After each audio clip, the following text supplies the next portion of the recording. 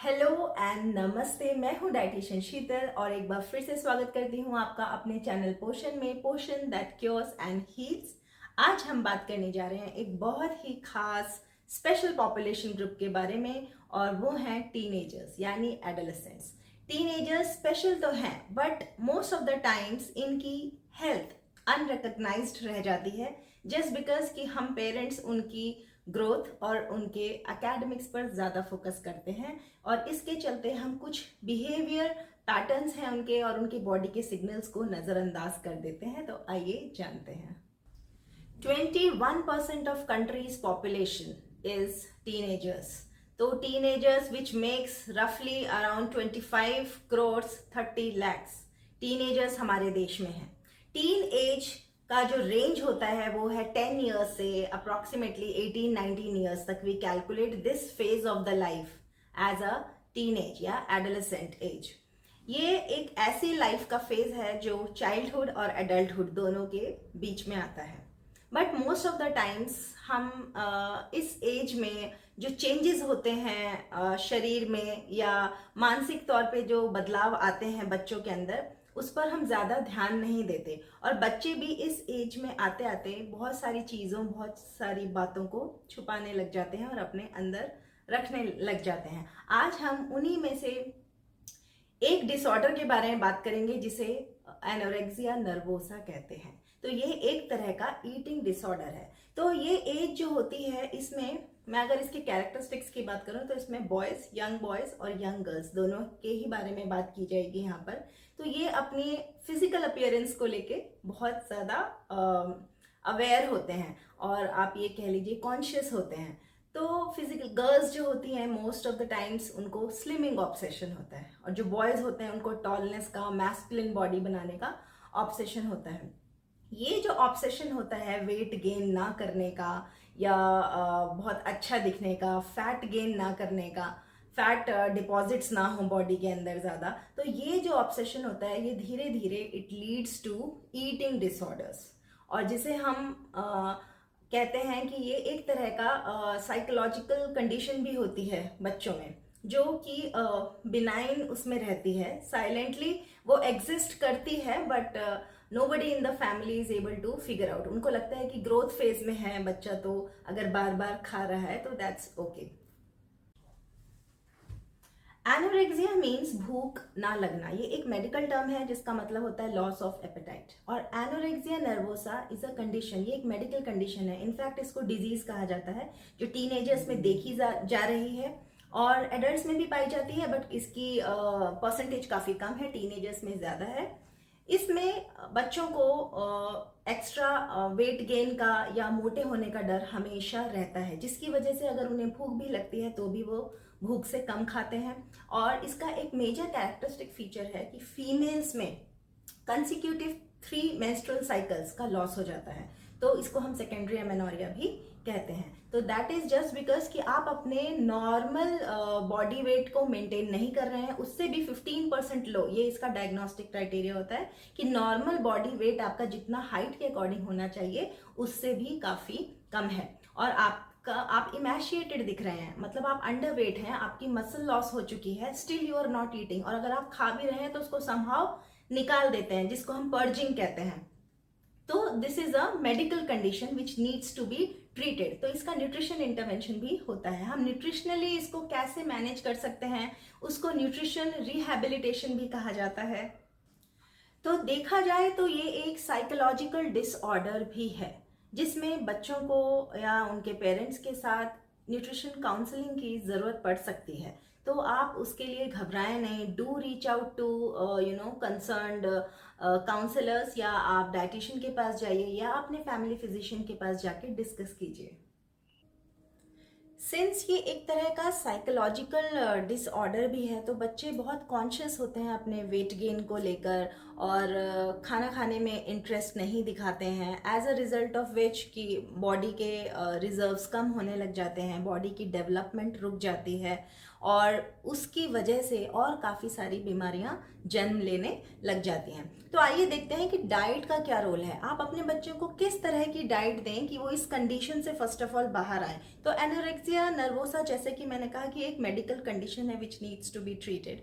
तो इसका फेज होता है, तो जिसका फर्स्ट फेज है, इससे रिकवर करने का जो फर्स्ट फेज है उसे रिससिटेशन फेज कहते हैं। उसमें हम इमीडिएटली कोई इंक्रीज नहीं कर देंगे, उनके कैलोरीज इंक्रीज नहीं करेंगे और एनर्जी डेंस फूड सडनली नहीं देंगे। पहले बॉडी ऑलरेडी इमैशिएटेड है, काफ़ी वीक है अंदर से, तो अगर हम कुछ देंगे तो वो रिटेलिएट करेगी और हो सकता है कि कुछ उसके एडवर्स रिएक्शंस होने लग जाएं बॉडी में। तो पहले बॉडी को तैयार करेंगे, रिपेयर करेंगे जो भी डैमेजेस अभी तक हुए हैं। तो उसके लिए सबसे पहले बॉडी को आप दोबारा से हाइड्रेट करिए। 2-3 दिन तक काफ़ी अच्छा पानी पिलाइए। अगर आप डेली 1.5 से 2 लीटर पानी अपने बच्चे को दे रहे हैं तो हाइड्रेशन लेवल्स मेंटेन होंगे, तो इलेक्ट्रोलाइट बैलेंस इम्प्रूव होगा। उसके बाद ही हम कोई डाइट स्टार्ट करेंगे। तो डाइट स्टार्ट करने से 2-3 दिन पहले आप हाइड्रेशन लेवल्स को मेंटेन कीजिए। फिर देखते हैं कि कार्बोहाइड्रेट्स का क्या रोल है। कार्बोहाइड्रेट्स मतलब एनर्जी। तो हमें बच्चों को, सिंस एनोरेक्सिया नर्वोसा के बच्चे ऑलरेडी अंडरवेट होते हैं, तो हमारा सबसे पहला एम होगा उनका वेट बढ़ाना, वेट इंक्रीज करना। वेट इंक्रीज करने के लिए हमें उनको पर डे कितनी कैलोरीज देनी है कार्बोहाइड्रेट की फॉर्म में। तो कार्बोहाइड्रेट्स कितने जाने चाहिए, सिंस बच्चा अंडरवेट है ऑलरेडी, 15% डाउन होता ही है नॉर्मल वेट से उसका वेट, तो उसको हम 70 to 100 kilo calories per day they सकते हैं आसानी से।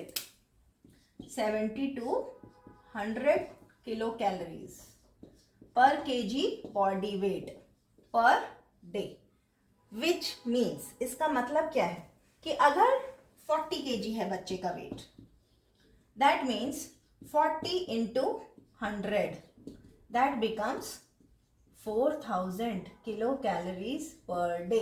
ये है वेट गेन करने के फेज में, अगर वेट गेन करना है। But 100 will be on a higher side, we can start with 70। अगर हम 40 into 70 करेंगे तो 2800 किलो कैलोरीज, अप्रोक्सीमेटली इतनी कैलोरीज पर डे में आपके बच्चे की डाइट में कार्बोहाइड्रेट सोर्सेज से आनी चाहिए। कार्बोहाइड्रेट सोर्सेज कैसे सोर्सेज होने चाहिए, कोशिश कीजिए पहली बात तो इनसॉल्युबल फाइबर ज़्यादा जाए ताकि कॉन्स्टिपेशन ना हो बच्चों को। सेकेंडली, कार्बोहाइड्रेट के रिच सोर्सेज आप साबूदाना दे सकते हैं, सागो जिसको कहते हैं। फिर आप, सिंस बच्चा अंडरवेट है, तो आप उसको स्टफ्ड पराठा दे सकते हैं, आलू का पराठा दे सकते हैं, दाल का पराठा दे सकते हैं, सत्तू का पराठा दे सकते हैं। आप उसे पराठे दीजिए। ब्रेकफास्ट या जो 3 मेजर मील्स है उसमें कार्बोहाइड्रेट बहुत अच्छा और डेंस होना चाहिए और इनसॉल्युबल फाइबर ज़रूर दें। फाइबर का भी इंटेक ज़्यादा होना चाहिए सो दैट कॉन्स्टिपेशन ना हो। तो ये तो था कार्बोहाइड्रेट्स। फिर आते हैं प्रोटीन पे। प्रोटीन आप कोशिश कीजिएगा कि हाई बायोलॉजिकल वैल्यू का होना चाहिए। हाई बायोलॉजिकल वैल्यू का प्रोटीन मतलब जैसे जो आपके एग्स से मिलता है, अगर आप एग खाते हैं या नॉन वेजिटेरियन है तो नॉन वेज लीन प्रोटीन दे सकते हैं, आप फिश दे सकते हैं एंड वाइट मीट दे सकते हैं। देन आप स्प्राउट्स दे सकते हैं, लेग्यूम्स दे सकते हैं, सारी दालें दे सकते हैं, छोले चना राजमा ये भी दे सकते हैं प्रोटीन डाइट में। But you have to introduce 1 food at a time. धीरे धीरे उसको ग्रेजुअली इंक्रीज करिए सो दैट स्टमक पे ओवरलोड ना हो। फिर आता है आपका फैट। तो जनरली बच्चे फैट अगर देखेंगे अपनी डाइट में, घी देखेंगे या बटर खाने से बचते हैं कि नहीं हमें तो ये मोटा कर देगा या वेट गेन होगा, because they are very conscious, तो वो फैट लेंगे नहीं। तो कोशिश कीजिए फैट इनविजिबल फॉर्म में जाए। जैसे होल मिल्क दीजिए, 2 ग्लासेस ऑफ होल मिल्क आप एक मॉर्निंग में दे दीजिए, एक अर्ली इवनिंग में दे दीजिए। तो होल मिल्क में फैट कंटेंट थोड़ा ज़्यादा होता है। फिर dry fruits, nuts, oil seeds ये दे सकते हैं आप। तो जितने भी गुड फैट्स हैं, omega 3 fatty acid rich fats हैं, वॉलनट्स में होता है, फ्लैक्स सीड्स में होता है, तो ये आप दीजिए। इनफैक्ट आप देसी घी भी दाल में या सब्जी में डालकर ऊपर से दे सकते हैं। ध्यान रखिएगा देसी घी को कभी छौंकिएगा मत। अगर देसी घी जल जाता है तो वो फिर बिल्कुल फायदा नहीं देता, इनफैक्ट नुकसान करता है। तो आप फैट भी दे सकते हैं। 20 to 30% of total kilo calories होता है ये। तो ये तो थे मेजर मैक्रोमोलिक्यूल्स। अब देखा गया है कि जितने भी एनोरेक्सिया नर्वोसा के केसेस होते हैं, इसमें जो बच्चे होते हैं वो थ्रू आउट विटामिन डी और कैल्शियम की डेफिशिएंसी रहती है उनमें। इनफैक्ट कुछ बच्चों में आयरन, फीमेल्स में आयरन डेफिशिएंसी भी होती है, और कुछ बच्चों में other vitamin and mineral deficiencies होती हैं जो कि आप ब्लड टेस्ट के थ्रू पता कर सकते हैं। तो उसको पूरा करने के लिए, विटामिन मिनरल डेफिशिएंसीज को पूरा करने के लिए, या तो आपकी डॉक्टर कुछ मल्टीविटामिन और मिनरल की टैबलेट्स या सिरप्स लिख देंगी, बट वो आप हमेशा कंसल्ट करने के बाद ही लें, सेल्फ मेडिकेशन ना करें। तो विटामिन सी के लिए और आयरन के लिए आप सिट्रस फ्रूट्स, 2 विटामिन सी के लिए 2 सिट्रस फ्रूट, 2 खट्टे फल डेली आप अपने बच्चों को दें। आयरन में आप ज़्यादातर जितनी भी डार्क ग्रीन लीफी वेजिटेबल्स हैं वो इंक्लूड करें। जैगरी दें बच्चों को खाने के बाद, थोड़ा सा गुड़ खा सकते हैं आफ्टर ऑल द मील्स। और आप आयरन में और क्या, रेजिन्स दे सकते हैं, भीगा हुआ मुनक्का और किशमिश दे सकते हैं, डेट्स दे सकते हैं जिसे हम खजूर कहते हैं। तो ये सब आयरन रिच फूड्स हैं। और जो नॉन वेजिटेरियंस है, डेफिनेटली उनको तो नॉन वेज सोर्सेज जो हैं आप अपने क्या कहते हैं, लीन प्रोटीन, उसमें आपके चिकन से और एग से, इनसे आप, उसमें हीम प्रोटीन होता है, सॉरी हीम आयरन होता है, तो वो भी आपको आसानी से मिल सकता है। फिर आयरन के एब्जॉर्प्शन के लिए विटामिन सी ज़रूरी है, इसलिए 2 सिट्रस फ्रूट्स डेली का खिलाएं। और फिर उसके बाद विटामिन डी सन एक्सपोजर दें। अगर बहुत सीवियर डेफिशिएंसी है देन डेफिनेटली आप डॉक्टर को कंसल्ट करके सप्लीमेंट प्रिस्क्राइब करा सकते हैं। और विटामिन डी के साथ कैल्शियम के सोर्सेज भी अच्छे दीजिए, होल मिल्क दीजिए, दही दीजिए, बटर मिल्क दे सकते हैं, रागी खिला सकते हैं, वाइट तिल होते हैं, सीसमी सीड्स, वो दे सकते हैं बच्चों को। तो ये थी एनोरेक्सिया नर्वोसा के बारे में कुछ बातें। ये एक चैलेंजिंग कंडीशन है, बट इससे आसानी से बाहर निकला जा सकता है अगर हम कोशिश करें, थोड़ी सी न्यूट्रिशन काउंसलिंग और थोड़ा सा राइट डाइट रेजिमेन। तो एनोरेक्सिया नर्वोसा या किसी भी तरह के ईटिंग डिसऑर्डर से बाहर निकला जा सकता है, उसके लिए परेशान मत होइए। तो आज आपने टीनेजर सीरीज की first video eating disorder anorexia nervosa के बारे में समझा, और इसी सीरीज में मैं और वीडियोस लेकर जल्दी आऊँगी। तब तक के लिए बहुत बहुत धन्यवाद मुझे सुनने के लिए, and please do subscribe to my channel if you have not yet subscribe to it, and do not forget to like, share and comment. See you soon.